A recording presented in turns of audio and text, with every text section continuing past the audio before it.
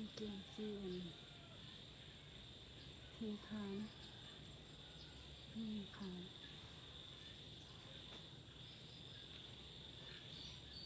ตีสายตัวนี้จ้ะ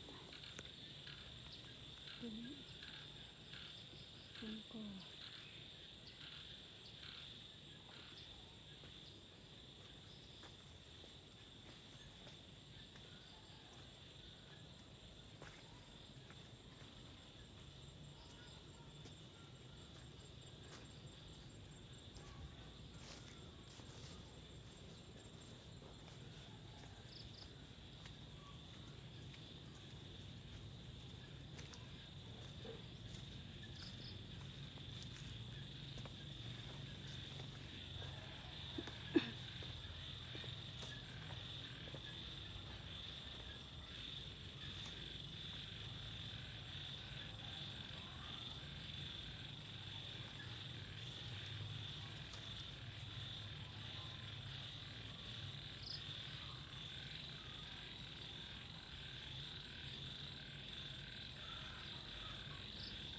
มาเบิ่งเรียกน้ำเลยเพิ่นจะแลนมาหาเนาะแลนมาเบิ่ง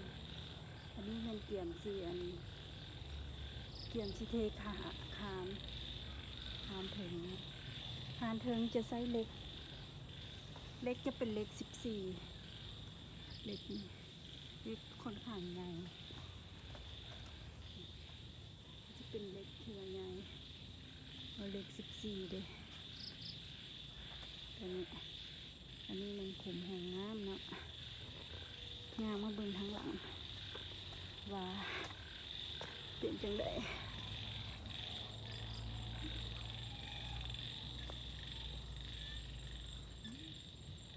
ค่อนข้างที่จะมีกลิ่นเนาะ